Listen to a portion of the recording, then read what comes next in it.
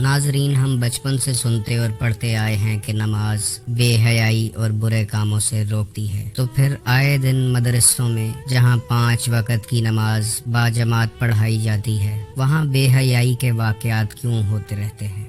ہمیں بار بار ایک جملہ سننے کو ملتا ہے کہ نماز پڑھیں، نماز پڑھیں، لیکن قرآن پاک میں جہاں نماز کا ذکر ہے وہاں اس کو قائم کرنے کا حکم ہے۔ ناظرین، آپ جانتے ہیں کہ نماز مومن کی معراج ہے، اور معراج کا مطلب ہے کہ اللہ تعالیٰ کی ذات پاک تک رسائی۔ تو ایسا کیوں ہے کہ ہم نماز بھی پڑھتے ہیں اور ہمیں نماز میں معراج کی کیفیت محسوس نہیں ہوتی؟ اگر نماز کو قائم کرنے کا حکم ہے تو پھر وہ کون سا طریقہ ہے کہ جس سے نماز قائم ہو جاتی ہے؟ نماز میں وہ کون سا سجدہ ہے کہ جس کے بارے میں علامہ اقبال فرماتے ہیں، وہ ایک سجدہ جسے تو گراں سمجھتا ہے، 1000 سجدوں سے دیتا ہے آدمی کو نجات۔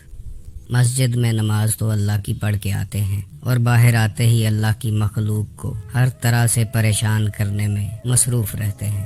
آخر کیوں نماز انسان کا اندر تبدیل نہیں کرتی؟ جیسے انسان کا جسم اس کا ظاہر ہے اور اس کی روح باطن ہے، اسی طرح نماز کی روح حقیقی نماز ہے، اور یہ حقیقی نماز ہر کسی کے نصیب میں نہیں ہوتی۔ یہ رکوع و سجود ہر کسی کے مقدر میں نہیں ہوتے۔ دوران نماز معراج ہر کسی کے حصے میں نہیں آتی۔ ناظرین، یہ ویڈیو بہت انفارمیٹیو ہونے والی ہے، ویڈیو کو اینڈ تک دیکھیے گا، لائک کیجیے گا، شیئر کیجیے گا اور چینل کو سبسکرائب کیجیے گا تاکہ ہمارا اور آپ کا رابطہ بنا رہے۔ ناظرین، آپ اکثر سنتے آئے ہیں کہ انسان اشرف المخلوقات ہے، جبکہ ایسا بالکل نہیں ہے، اور اشرف المخلوقات کا لفظ قرآن پاک میں کسی جگہ استعمال نہیں کیا گیا۔ اللہ نے انسان کو احسن تقویم پر بنایا ہے اور اپنی رحمت کا سایہ عطا کیا ہے، اور بہت سی قوموں پر انسان کو برتری دی گئی ہے۔ اللہ کا انسان پر یہ احسان عظیم ہے کہ اس نے اپنا محبوب ہم میں بھیجا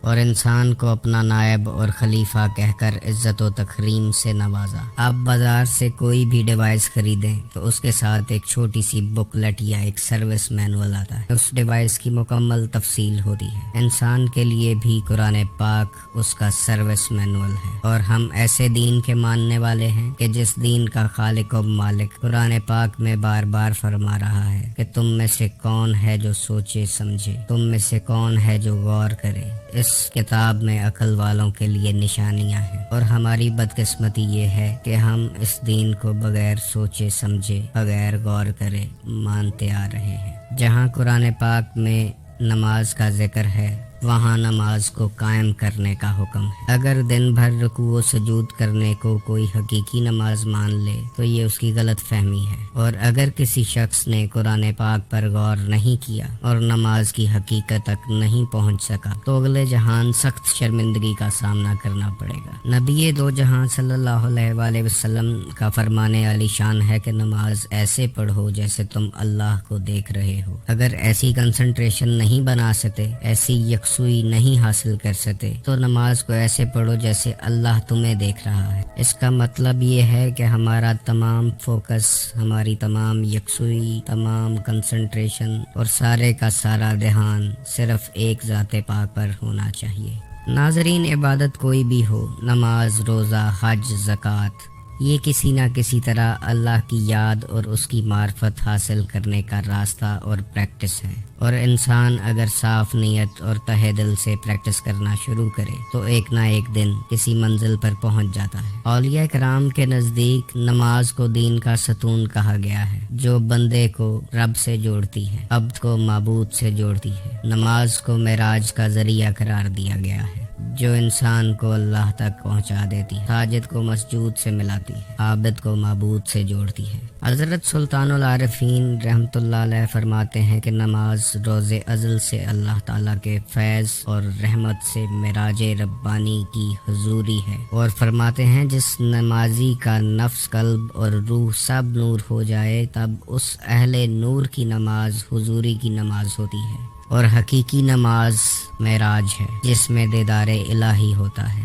اور عارفین جو معرفت الہی حاصل کر چکے ہوتے ہیں ان کو نماز میں دائم دیدار خداوندی نصیب ہوتا ہے، اور فرماتے ہیں کہ سر سجدے میں جائے تو خدا نظر آئے۔ جس سجدے میں خدا ہی نظر نہ آئے وہ سجدہ کہاں روا ہے۔ مگر صد افسوس کہ ہم نماز کی اصل روح سے بہت دور نکل آئے ہیں۔ یہ نماز قائم کرنا ہر کسی کے بس کی بات نہیں۔ اللہ جسے توفیق دے وہ اس زندگی میں نماز قائم کر جاتا ہے۔ حضرت علی علیہ السلام ایک دفعہ جنگ کے دوران زخمی ہوئے اور آپ کے پیر میں تیر لگ گیا، تو آپ نے فرمایا کہ دوران نماز اس تیر کو نکال لینا۔ اس کی وجہ صرف یہ تھی کہ اس وقت اللہ سامنے ہوتا ہے، اور جب اللہ سامنے ہوتا ہے تو کوئی دکھ درد تکلیف نہیں رہتا۔ اصل میں نماز اللہ سے کنیکشن کا نام ہے، اور اگر نماز کے دوران کسی کا کنیکشن نہیں بنا تو نماز بہت پیچھے رہ گئی ہے۔ نماز صرف سر سجدے میں رکھنے کا نام نہیں ہے، نماز ایک کمپلیٹ سرنڈر ہے۔ آپ کے دماغ میں جتنے ایمبیشنز، گولز، آئیڈیاز، جو کچھ بھی چل رہا ہے اس کو اللہ کے قدموں میں رکھ دینے کا نام سجدہ ہے۔ نماز بے حیائی اور برے کاموں سے روکتی ہے۔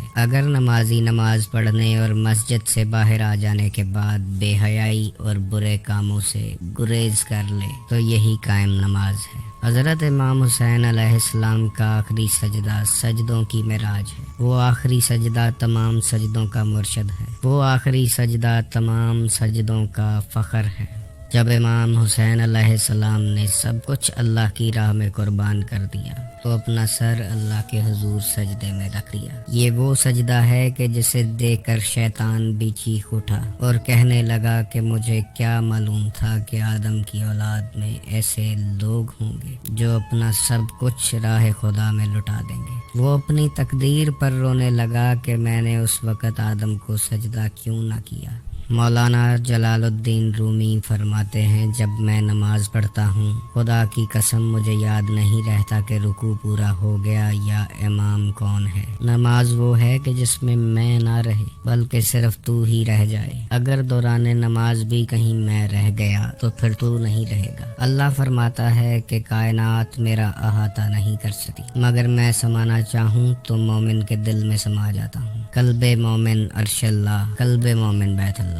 خانہ کعبہ تب قبلہ بنا جب اس میں سے 360 بتوں کو گرا دیا گیا۔ خانہ کعبہ کو بتوں سے پاک کیا گیا، پھر خانہ کعبہ کو مسلمانوں کا قبلہ بنایا گیا۔ اسی طرح انسان کے دل میں بتوں کا ڈھیر لگا پڑا ہے۔ انسان کے دل میں بغض، لالچ، کینہ، حسد، دشمنی، بہت سے بت ہیں۔ اس حقیقی نماز کو پڑھنے کے لیے ان بتوں کو گرانا پڑے گا۔ اپنے دل کو صاف کر کے برائیوں سے مسلسل توبہ کر لینا اور برائی سے رک جانا نماز حقیقی اور قائم نماز ہے۔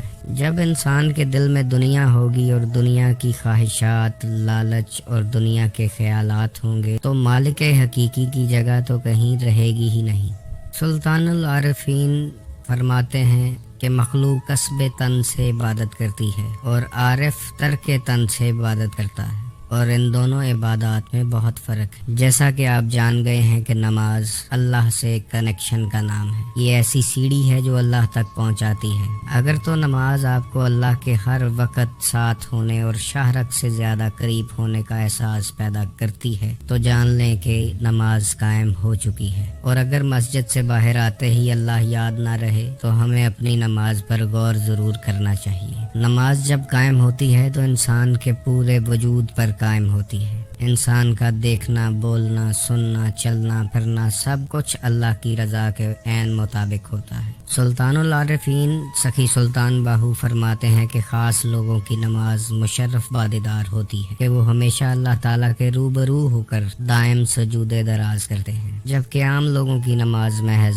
رسم و سجدہ آواز ہوتی ہے۔ اللہ کی معرفت میں ڈوب کر عشق حقیقی میں گم ہو کر نماز پڑھی جائے تو وہ نماز اور ہے، ورنہ بہت سے لوگ عادتاً نماز پڑھتے ہیں اور نماز کی اصل روح سے بالکل دور ہوتے ہیں۔ بابا بلے شاہ رحمت اللہ علیہ فرماتے ہیں کہ 24,000 نماز فکر دی تو 5 کے دیاں پڑھدا، بلے شاہ دا ایک کوئی من کا مولا ہی مولا کردا۔ انسان ایک دن میں 22 سے 24,000 سانسیں لیتا ہے और 24,000 नमाज से मुराद बुल्ले शाह का वही सांस का आना और जाना है कि इंसान का कोई सांस भी अल्लाह से गाफिल नहीं होना चाहिए। सखी सुल्तान बाहू फरमाते हैं कि जो दम गाफिल सो दम काफिर, सानू मुर्शद ए पढ़ाया हो। तो औलिया कराम जो इश्क इलाही में मुब्तला हो जाते हैं, उनके सांसों का आना और जाना भी इबादत इलाही में गुजरता है। सखी सुल्तान बाहू का एक बहुत खूबसूरत वाक़या किताबों में दर्ज है कि